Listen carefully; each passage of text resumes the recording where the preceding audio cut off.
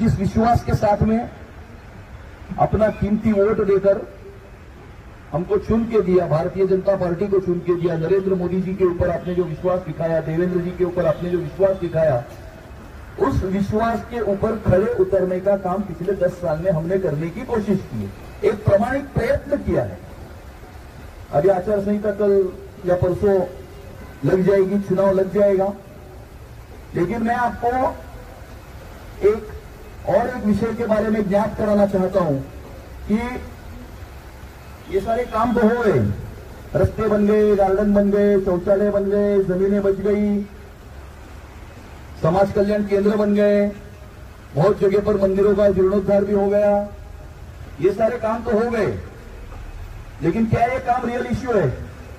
आज का real issue क्या ये है?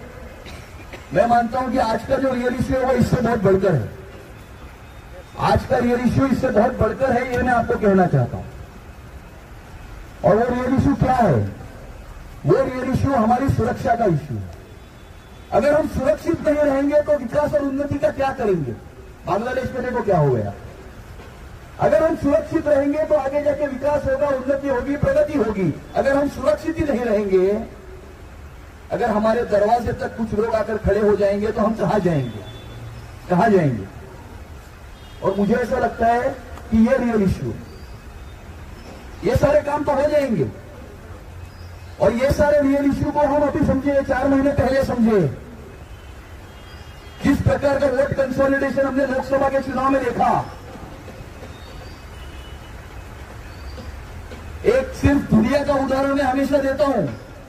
धुले लोकसभा कॉन्स्टिट्यूंसी है, उस धुले लोकसभा कॉन्स्टिट्यूंसी में 6 विधानसभा क्षेत्र आते हैं। हमारे कैंडिडेट थे सुभाष भामरे जी, 5 विधानसभा क्षेत्र में इनको 1,89,000 की लीड दी। 5 विधानसभा क्षेत्र में सुभाष भामरे जी को 1,89,000 की लीड दी, और एक मालेगांव ने 1,94,000 माइनस दिया। 5,000 वोट से सुभाष भामरे हार गए। ये वोट कंसोलिडेशन की मैं बात कर रहा हूं। बगल में ईशान्य मुंबई में हमारे उम्मीदवार थे मिहिर कोटेचा, 29,000 वोट से हारे। एक मानपुर शिवाजीनगर में 89,500 माइनस दिया। 89,500 माइनस एक विधानसभा क्षेत्र। 5 विधानसभा क्षेत्र का लीड एक विधानसभा क्षेत्र धोके निकालता है, और उसके ऊपर लीड देके हमारे कैंडिडेट को हरा देता है। जिनको नरेंद्र मोदी जी को हराना था उन्होंने 100% नरेंद्र मोदी जी के सामने वोटिंग किया, लेकिन जिनको नरेंद्र मोदी जी को जिताना था, क्या उन्होंने 100% नरेंद्र मोदी जी के फेवर में वोटिंग किया?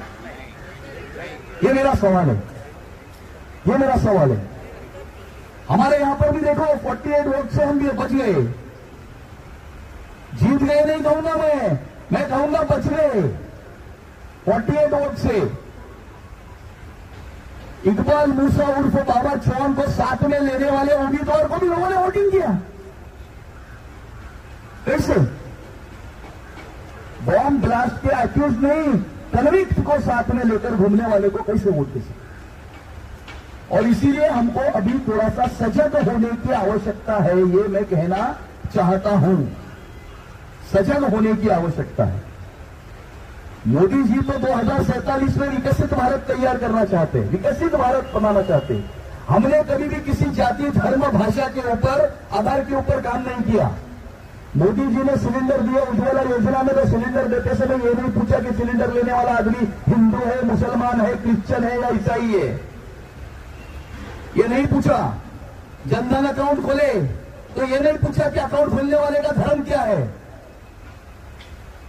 आज यदि महाराष्ट्र की सरकार ने लाड़की बहन योजना में हमारी महिला माता बहनों के अकाउंट में हर महीने के 1,500 रुपए डाले, तो ये नहीं पूछा हमारी बहन को कि तू कौन से धर्म की है या कौन से जाति की है, तू महाराष्ट्र में रहने वाली मेरी बहन है, तेरे अकाउंट में 1,500 रुपए भेज दिए। हमने नहीं पूछा। मोदी जी ने जो काम किया, उन्होंने कभी धर्म देखकर काम नहीं किया। वो तो 2047 में विकसित भारत बनाना चाहते हैं, लेकिन कुछ लोग हैं जो 2047 में एक अलग प्रकार के भारत की निर्मित करना चाहते हैं। और ये मेरा सवाल है कि क्या आप इस भारत की निर्मित होने देंगे? भारत के 2 राज्यों की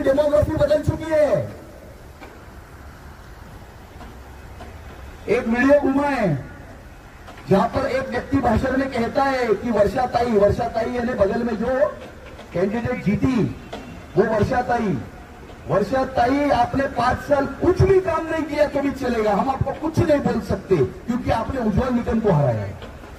क्या गुना है भाई उज्ज्वल निकम का? उसका गुना यही है कि उसने अजमल कसाब को फांसी तक पहुंचाया। उज्ज्वल निकम का गुना यही है कि 1992 के बॉम्ब स्फोट के आरोपियों को फांसी तक पहुंचाया, उनके खिलाफ केस लड़ी। जिन्होंने हिंदुस्तान के ऊपर हमला किया उनको फांसी तक पहुंचाया, ये उज्ज्वल निकम का गुना हो सकता है? ये गुना है उज्ज्वल निकम का। और इसीलिए 5 साल तक कुछ भी काम नहीं करेंगे तो चलेगा क्योंकि आपने उज्ज्वल निकम को हराया। ये जो मानसिकता है उस मानसिकता के खिलाफ की लड़ाई है, यह उस मानसिकता के खिलाफ की लड़ाई है। यह लड़ाई कोई भारतीय जनता पार्टी की सरकार इस महाराष्ट्र में लाने की लड़ाई नहीं है।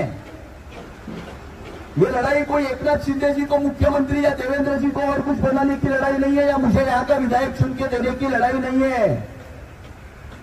यह हमारे अस्तित्व की लड़ाई है। कुछ लोग मुंबई शहर का रंग बदलना चाहते हैं, इस देश का रंग बदलना चाहते हैं। क्या हम उस रंग को बदलने देंगे? क्या ये मेरा सवाल है, ये मेरा सवाल है। और इसलिए ये रियल इश्यू है, ये रियल इश्यू है। आज जिस प्रकार की मानसिकता डेवलप हो रही है, जिस प्रकार की सेपरेटिस्ट मेंटालिटी पनप रही है और जिस प्रकार से रंग बदलने की कोशिश हो रही है, इस प्रकार की सारे प्रयत्नों को हमें परास्त करना, इस प्रकार के सारे प्रयत्नों को परास्त करने की यह लड़ाई है। यह हमारे आने वाले भविष्य के पीढ़ियों के अस्तित्व, सुरक्षा और सुरक्षितता की लड़ाई है। यह मैं आपको कहना चाहता हूं।